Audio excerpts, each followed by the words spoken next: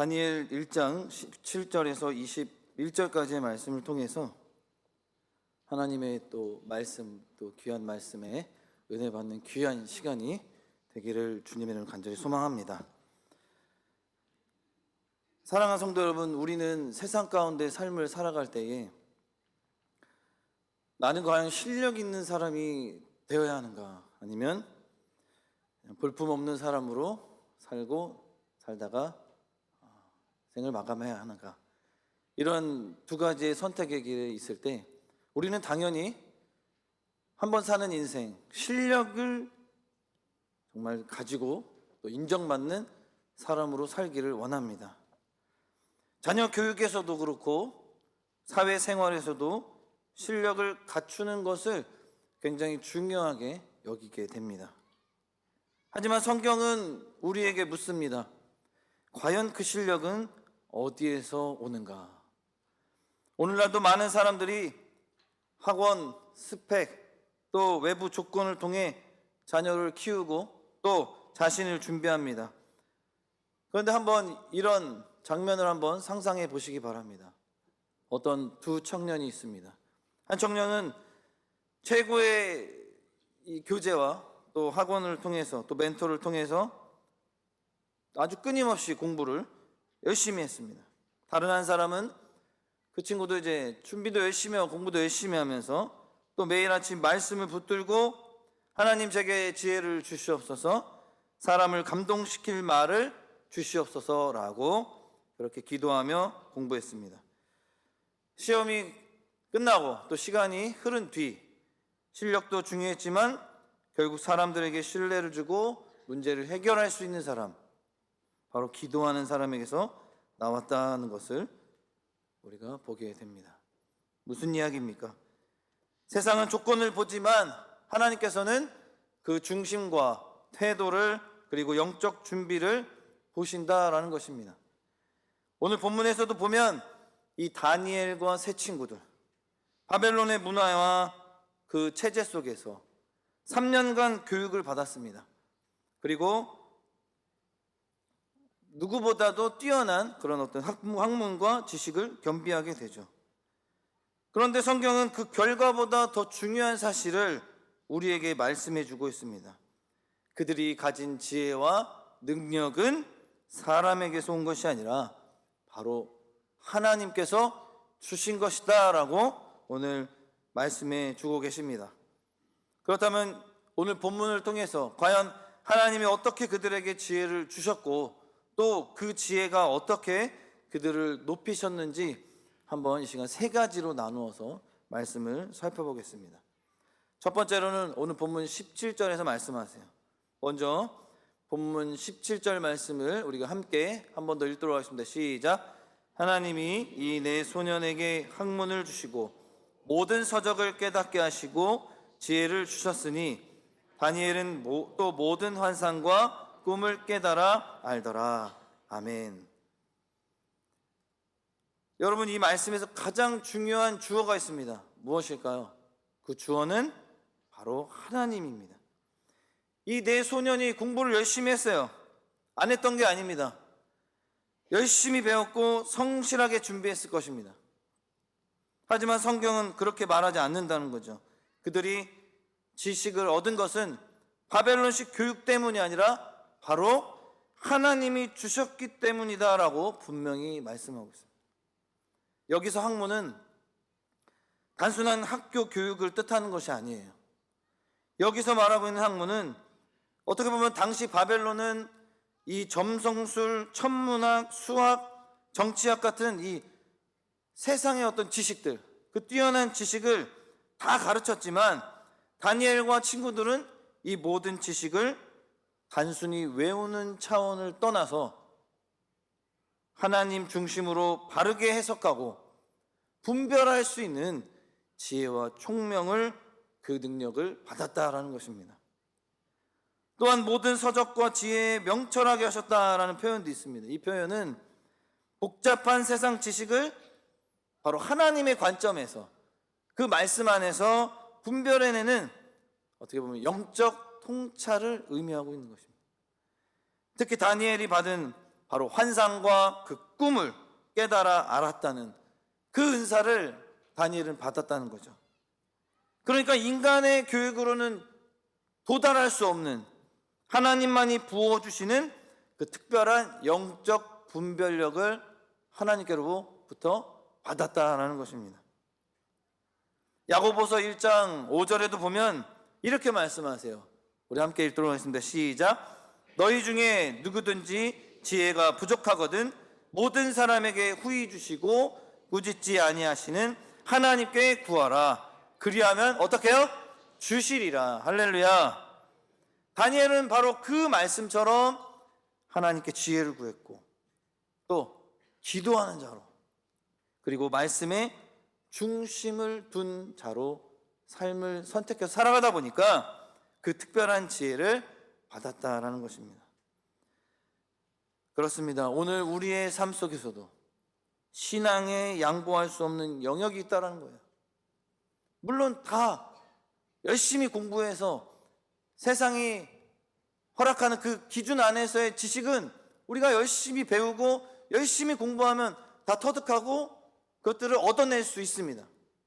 그런데 세상은 끊임없이 우리를 타협하게 만들지만 마음의 중심을 지키는 결단은 어렵다는 거죠.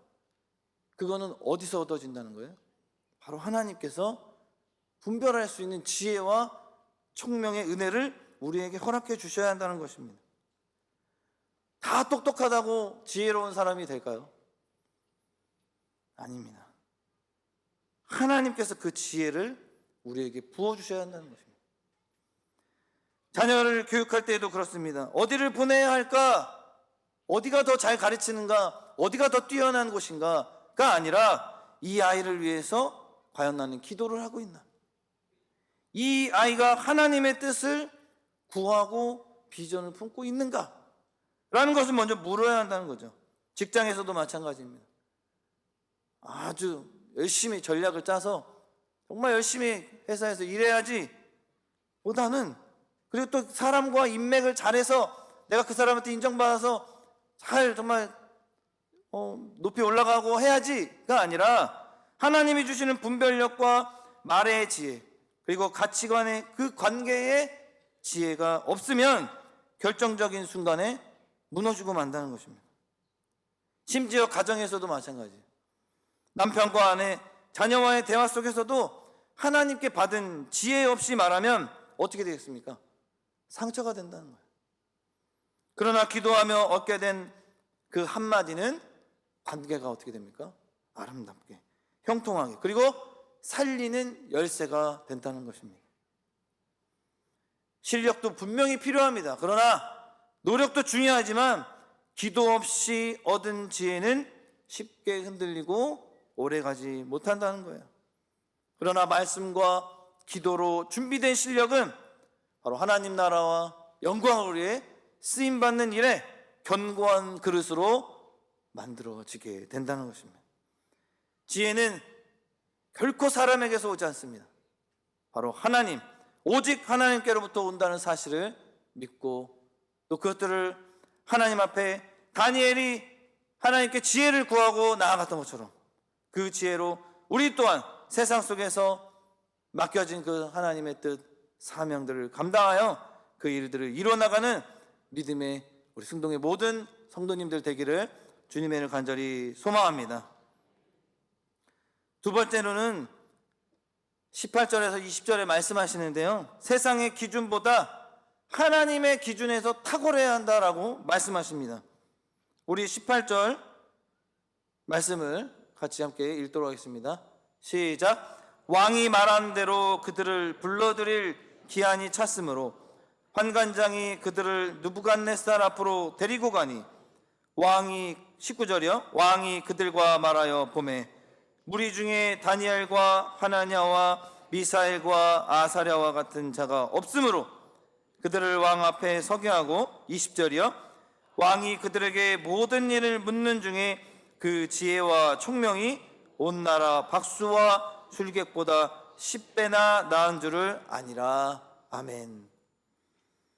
바벨론은 다니엘과 이 세 친구들을 포함해 많은 청년들을 뽑아갔죠. 그리고 3년간 자기들의 지식, 뛰어난 학문들을 다 교육하고 가르쳤습니다. 그리고 그 후에 시험을 보게 되죠. 그리고 그 시험도 왕이 직접 이제 사람들을 만나서 다 평가합니다. 그런데 결과가 어땠습니까? 다니엘과 세 친구가 거기에 있는 모든 박사들보다 어떻다고요? 10배나 낫다라는 평가를 받았습니다. 여기 10배라는 표현은 단순히 어떤 숫자적인 의미로 해서 좀 더 잘했다라는 의미가 아닙니다. 히브리어의 이 표현법, 히브리어의 어떤 숫자들은 완전수를 항상 의미하잖아요. 그래서 완전하고 압도적인 우위로 그들이 낫다, 그런 의미를 가지고 있습니다. 무슨 이야기입니까? 즉 다니엘과 이 친구들은 지식의 양이나 어떤 기술이 아니라 바로 사람의 마음을 움직였고 세상의 본질을 꿰뚫는 바로 하나님의 지혜로 압도적인 탁월함을 나타내 보여줬다라는 것을 우리에게 말씀해주고 있는 것입니다. 세상 사람들은 무조건 그냥 1등, 탁월함, 어떤 세상적인 지식에 있어서 뛰어난만을 강조하죠. 그래서 결과가 중요하지 과정은 필요하지 않습니다. 그래서 뭐 결과만 가져와라, 막 그 직장에서도 그러지 않습니까? 과정은 어쨌든 결과를 가져와서 회사에 도움이 되라, 이렇게 이야기합니다. 그러나 하나님이 주시는 지혜는 과정이 중요하다는 거예요. 삶을 변화시키는 능력도 그 과정을 통해서, 하나님의 지혜와 총명을 통해서 그 일들이 나타난다는 거예요. 왜 그렇습니까? 세상의 기준으로 보면 다니엘과 이 세 친구들은 포로 출신입니다. 포로. 그리고 언어도 문화도 다른 자들입니다. 그러나 하나님이 주시는 지혜와 총명은 세상의 어떤 조건보다 강력했다는 거예요. 그것들을 다 뛰어넘었다라는 것을 우리에게 말씀을 통해 보여주고 있습니다. 잠언 2장 6절에도 말씀합니다. 한번 함께 읽도록 하겠습니다. 시작.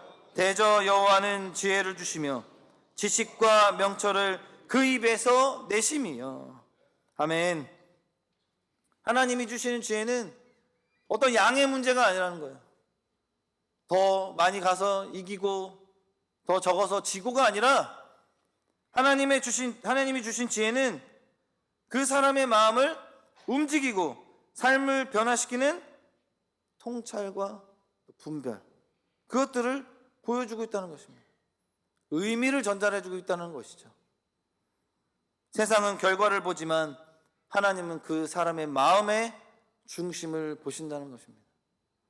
비록 실력이 좋진 않지만, 비록 뛰어나진 않지만 그 마음의 중심에서, 그를 향해서, 또 공동체 안에서 진실함으로 누구보다 마음을 최선을 다해서 그렇게 회사를 위해서 노력하고 나아간다면 그 마음이 언젠간 그 모든 공동체와 사람들에게 마음이 전해진다라는 것입니다. 진심이 통하게 된다라는 것이죠. 여러분, 하나님은 중심을 보시는 분인 줄 다시 한번 믿으시기 바랍니다. 우리의 세상도 어떻게 보면 바벨론과 같아요. 학벌, 스펙, 외모, 연출, 모든 게 다 점수화로 돼서 평가를 하게 된다는 것이에요. 비교가 되고 있습니다. 그러나 하나님은 다른 기준을 보신다는 거예요. 직장에서 결과만 가져와라 라는 말이 들려와도 하나님은 성실히 했느냐, 아니면 진실되게 했느냐, 정직했느냐가 먼저 물으신다는 것입니다. 자녀가 시험을 잘 봤냐, 1등 했냐, 또 합격했냐가 아니라, 그것도 중요하지만 그 과정에서 기도하며 준비했느냐, 그리고 믿음으로 진실함으로 공부했느냐라는 것을 보시는 분이 하나님이세요. 교회 안에서도 마찬가지입니다.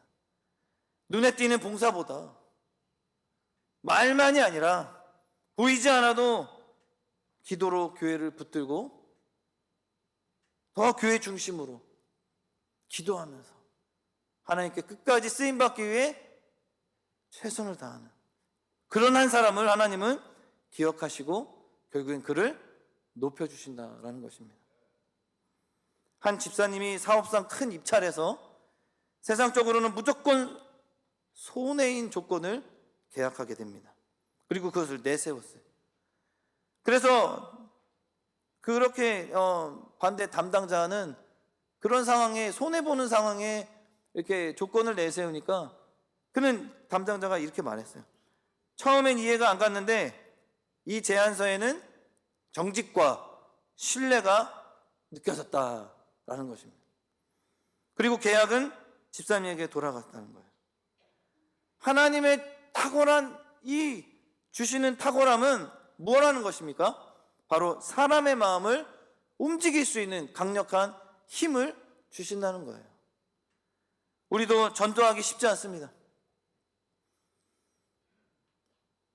예를 들어서 전도할 때 보면 뭐 일주일 전부터 교회 한번 나와보라고 해서 그래도 집사님 믿고 권사님 믿고 제가 한번 가볼게요 하다가도 3일 남고 뭐 디데이가 됐습니다. 그러면 정작 당일날 아침에 내가 이러한 일 때문에, 이런 환경 때문에 오늘 못 가게 됐어요 라고 갑자기 또 전도하는 대상자가 그날 예배에 나오지 못하는 경우들도 우리가 많이 경험하게 됩니다. 그 한 사람의 영혼의 마음을 움직이는 것이 그만큼 힘들다는 것이죠. 아무리 내가 그에게 신뢰가 있고 또 약속을 해도 결국에는 하나님께서 그 영혼을 붙잡아 주시고 그 영혼을, 마음을 움직여 주시지 않는다면 어렵다라는 것입니다. 그렇기 때문에 우리도 하나님 앞에 계속해서 정직하고 진실하게 믿음으로 나아가야 돼요. 그래서 행사 때도 어떻게 보면 그 사람을 놓고 기도하지만, 물론 기도하지만 그 사람이 어떤 프로그램이나 또 여러 가지 선물 뭐 이런 것 때문에 올 수 있도록 하는 것이 정답은 아니라는 것입니다. 그 뒤에는 항상 기도, 그리고 하나님께 맡기고, 그리고 정직함으로, 그리고 진실하게 그를 전도하기 위해 마음을 둔다면, 세상이 알지 못하는 방식으로 하나님 앞에 나아간다면 우리는 10배 나은 자로 하나님께서 반드시 세우시는 줄 믿으시는 저와 여러분 되기를 주님의 이름으로 간절히 소망합니다. 마지막으로 21절 말씀에 보면 신실한 사람을 하나님은 여기까지만 쓰시는 게 아니라, 그리고 어떤 계약 조건으로 쓰시는 그 기간을 정한 것이 아니라 끝까지 사용하신다는 것을 믿으시기 바랍니다. 마지막 21절 말씀 함께 읽도록 하겠습니다. 시작. 다니엘은 고레스 왕 원년까지 있으니라. 아멘. 짧은 구절이지만 이 구절, 이 메시지 안에는 굉장한 메시지가 담겨 있습니다. 고레스 왕은 어떻게 보면 바벨론 왕국이 망한 뒤에 페르시아 제국을 세운 왕입니다. 즉 바벨론 제국이 무너진 후에도 이제 이 다니엘을 하나님이 어떻게 하셨다는 거예요? 끝까지 세워주시고 하나님이 그를 사용하셨다라는 것을 우리가 보게 됩니다. 왜냐하면 다니엘은 바벨론 제국의 최전성기부터 몰락까지를 지켜봤고, 이어 새롭게 등장한 메데 바사 제국에서도 중요한 위치를 지켰다는 거예요. 즉 그는 한 시대의 끝과 또 다른 시대의 시작을 관통하며 어떻게 했다는 거예요? 하나님의 역사를 이루어 나가는 장본인의 인물이 되었다는 것입니다. 그렇습니다. 세상의 정권은 무너지고 체제는 바뀌었지만 하나님 앞에 신실했던 누구요? 다니엘은 어떻게 됐습니까? 결코 사라지지 않는 줄 믿으시기 바랍니다. 왜요? 누가 세우셨습니까? 바로 하나님이 세우시고, 또 세우신 것으로만 끝난 것이 아니라 계속해서 그를, 신실한 자를 시대를 넘어 끝까지 붙들어 주셨다라는 것입니다. 그렇습니다, 여러분. 바벨론 제국이 무너져도, 정권이 바뀌어도 다니엘은 여전히 살아남아 하나님 앞에 신실한 주의 종으로 사용되었다라는 것입니다. 그것은 무엇을 의미할까요? 하나님은 신실한 사람을 끝까지 붙들어 사용하신다는 것입니다. 사랑하는 성도 여러분, 우리도 이렇게 쓰임 받아야 되지 않겠습니까? 시편 1편 3절 말씀에도 이렇게 말씀합니다. 함께 읽겠습니다. 시작. 그는 시냇가에 심은 나무가 철을 따라 열매를 맺으며 그 잎사귀가 마르지 아니함 같으니 그가 하는 모든 일이 다 형통하리로다. 아멘.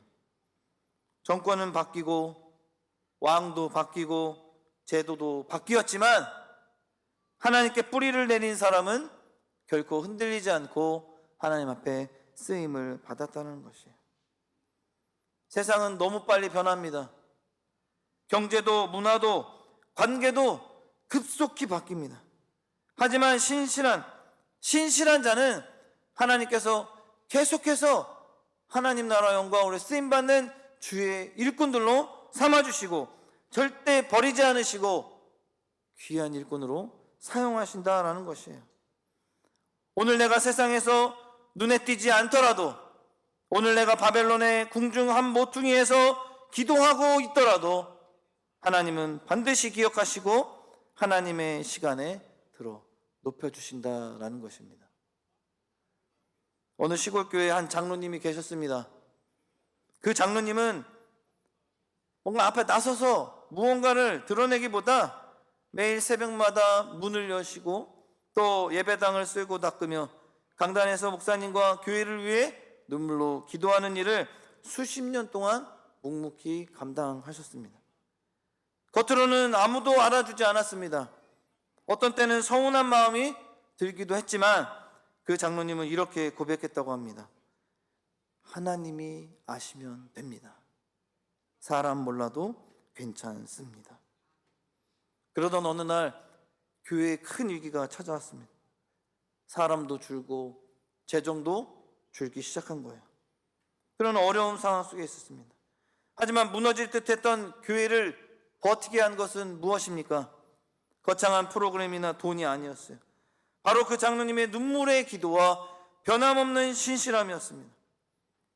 그래서 성도들도 그 모습을 보고 감명받고 또 함께 힘을 얻어서 함께 기도하는 자리를 지키고 또 교회를 위해서 함께 기도하며 말씀 중심으로 또 교회 중심으로 살아갔을 때 결국 교회는 다시 일어섰고 모든 성도들이 뒤늦게 깨달았다고 합니다.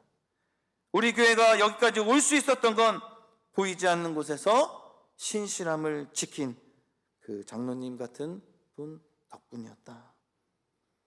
그렇습니다. 하나님은 신실한 한 사람을 통해 역사를 이루시는 줄 믿으시기 바랍니다. 사랑하는 성도 여러분, 우리도 이와 같은 믿음으로 나아가야 합니다. 오늘 우리가 눈에 띄는 곳에서 크고 대단한 일을 하지 않아도 괜찮습니다. 중요한 것은 어느 위치에 있든 간에 하나님은 반드시 끝까지 나를 통해 일하시겠구나, 또 역사하시겠구나라는 믿음을 잃지 않는 것이죠. 그 믿음 가지고 끝까지 신실하게 하나님 앞에 바르게 살아가는 것입니다. 신앙을 지키는 것입니다. 교회 중심으로 모여야 합니다. 가정에서도 일터에서도 교회에서도 그 믿음을 잃지 않아야 합니다. 묵묵히 하나님을 바라보며 충성하는 자를 주님은 이 시간에 찾고 계십니다. 또한 하나님은 반드시 기억합니다. 그런 사람이 있다면, 그런 주의 일꾼이 있다면 하나님은 더 큰 축복으로 역사하신다는 거예요. 그 삶을 통해 세상에 바로 하나님의 뜻을 이루어 주실 줄 믿습니다. 우리도 다니엘처럼 세상이 좀 바뀌어도, 환경이 좀 변해도 신실함을 잃지 않아야 된다는 거예요. 변함없이 기도해야 한다는 거예요. 중심을 끝까지 지켜야 한다는 것입니다. 그래야 하나님께서 우리를 사용하시는 거예요. 말씀을 맺도록 하겠습니다. 지혜는 누구로부터 왔다고 오늘 말씀하십니까? 하나님께로부터 오는 줄 믿으시기 바랍니다. 신실함은 끝까지 나아갈 때 어떻게 됩니까? 열매를 반드시 맺는다는 거예요. 사랑하는 성도 여러분, 오늘 우리가 살펴본 다니엘서 1장 17절에서 21절의 말씀을 통해 하나님은 우리에게 세 가지 중요한 교훈을 주셨습니다. 첫 번째로는 지혜와 총명은 하나님께서 주신 것입니다. 다니엘과 친구들은 단순히 공부 잘한 것만으로 끝난 것이 아니라 기도하며 말씀 중심의 삶을 살았기에 하나님께서 지혜를 주셨다는 것입니다. 그리고 두 번째로 세상의 기준이 아닌 바로 하나님의 기준에서 타고난 자로 세워주셨습니다. 사람의 눈에는 부족해 보일 수 있습니다. 하나님이 주시는 은혜는 세상보다 10배를 뛰어납니다. 그리하여 진심과 신실함은 결국 드러나게 되는 거예요. 세 번째로 신실한 사람은 하나님께서 끝까지 사용하신다는 것입니다. 정권이 바뀌고 시대가 변해도 하나님께 붙든 사람은 절대로 그 쓰임받는 자리를 잃지 않는다라는 것입니다. 다니엘은 끝까지 그렇게 하나님께 붙들렸어요. 그리고 하나님은 그를 통해 역사를 이루어 주셨습니다. 그러므로 우리도 오늘 본문에 나온 다니엘처럼 기도로 지혜를 계속해서 구하며 하나님 앞에서 정직과 성실로 살아가며 끝까지 변하지 않는 믿음으로 쓰임받는 인생들이 다 되어야 합니다. 아무쪼록 오늘 이 말씀 다시 한번 붙들고 한 주간의 삶을 살아갈 때 하나님 앞에 귀하게 쓰임받고 영적 전쟁 가운데서도 넘어지지 않고 끝까지 승리를 경험하는 저와 모든 성도님들 되기를 주님의 이름으로 간절히 축원합니다. 아멘. 이 시간 말씀의 기도 제목 놓고 함께 합심하여 통성으로 기도했으면 좋겠습니다. 정말 하나님 앞에 간구하며 기도했으면 좋겠습니다. 하나님, 우리도 다니엘처럼 기도하며 지혜를 구하는 사람이 되게 하여 주시옵소서. 기도의 끈을 놓지 않는 정말 하나님 중심으로, 교회 중심으로 하나님 나라 영광을 쓰임받기 위해 세상의 방식이 아니라 하나님이 주시는 지혜로 살아가게 하시고 정직과 신실함으로 세상의 빛과 소금이 되는 우리 모두가 되게 하여 주시옵소서. 그리고 변하지 않는 주님의 은혜 속에서 끝까지 쓰임받는 믿음의 사람 되게 하여 달라고 이 시간 이 기도 제목 붙들고 주님의 이름 한번 부르시고 합심하여 통성으로 기도하겠습니다. 주여! 하나님, 오늘 다니엘서 말씀을 통해서 다시 한번 하나님, 세상 가운데 삶을 살아갈 때 하나님, 우리가 분별하지 못하고 하나님 한번 인간적인 방식과 세상의 모든 방식으로 인해 우리가 또 아버지 넘어지고 아버지 모든 환경에서 하나님 어려움을 겪을 때가 많이 있습니다. 그러나 하나님, 오늘 다니엘서 아버지 다니엘과 또 다니엘 친구들처럼 하나님의 세상의 지식도 중요하고 세상의 방식도 중요하지만 하나님의 말씀 가운데서 우리가 더욱더 주님의 진실함 속에서 하나님의 그 놀라운 은혜를 통해 다시 한번 세상 가운데서도 분별하며 아버지께서 원하시고 기뻐하시는 일들 감당할 수 있도록 하나님 지혜와 총명, 아버지 분별할 수 있는 능력을 하나님께서 반드시 지혜로 충만케 하셔서 우리에게도 주신다고 말씀하셨습니다. 하나님, 더욱더 기도하게 하여 주시고 기도로 간구하여 그 지혜와 총명을 우리가 받아서 세상 가운데서도 어떠한 영적 전쟁과 아버지 그런 환경 가운데서도 우리가 승리를 경험할 수 있도록 아버지께서 인도하여 주시고 성령의 충만함으로 함께하여 주시옵소서. 또한 하나님, 그렇게 믿음으로 나아갈 때 하나님 세상 방식이 아니라 하나님이 주시는 지혜로 살아가게 하실 때 정직과 신실함으로 나아가 세상의 빛과 소금이 되는 그 역할들을 감당하는 우리 주의 모든 일꾼들, 주의 사랑하는 백성들 될 수 있도록 인도하여 주시옵소서. 또한 변하지 않는 주님의 은혜 속에서 끝까지 쓰임받는 믿음의 사람들이 되게 하셔서 우리가 더욱더 세상 가운데서도 우리가 승리를 경험하여 또한 하나님 복음 전하는 일에 부족함이 없는 우리 모두가 될 수 있도록 인도하여 주시옵소서. 그리하여 그 영혼을, 그 한 영혼 마음을 주님 변화시켜 주시고 하나님 마음을 움직이게 하시는 그 통로로 우리에게 쓰임받아서 하나님 전도의 사명도 감당하여 하나님 열매를 맺어나가 우리 순동교회가 더욱더 부흥의 은혜를 경험하는 우리 교회가 될 수 있도록 주님 사용하여 주시고 인도하여 주시옵소서. 사랑과 은혜가 풍성하신 하나님, 오늘 말씀을 통해 우리에게 지혜가 어디서 오는지를 다시 깨닫게 하시니 감사를 드립니다. 다니엘과 그의 친구들이 바벨론 한복판에서도 세상의 기준에 흔들리지 않고 오직 기도로 중심을 지키며 살아갔던 것처럼 오늘 우리도 시대 속에 그렇게 삶을 살아가 승리를 경험하는 주님의 귀한 일꾼들 다 되게 하여 주시옵소서. 또한 하나님, 우리의 자녀와 가정과 교회 위에 사람의 계산이 아닌 하나님의 지혜가 머물게 하여 주시고 작은 일에도 신실함으로 반응하게 하셔서 하나님께서 끝까지 붙들어 사용하시는 믿음의 사람들이 다 되게 하여 주시옵소서. 우리의 삶이 온전히 세상의 영광에 쫓는 그 삶이 아니라 오직 하나님의 기쁨만이 되길 원합니다. 언제 어디서나 지혜롭고 정직하게 하셔서 주님의 나라와 영광을 드러내는 우리 복된 인생들 다 될 수 있도록 주님 책임져 주시고 주님 그렇게 승리하는 삶을 살아갈 수 있도록 성령님 동행하여 주시옵소서. 그렇게 한 주간의 삶을 살아가게 할 때에 인도하실 오직 주님께 모든 것 맡겨드리오며 거룩하신 예수님의 이름으로 간절히 기도하옵나이다. 아멘.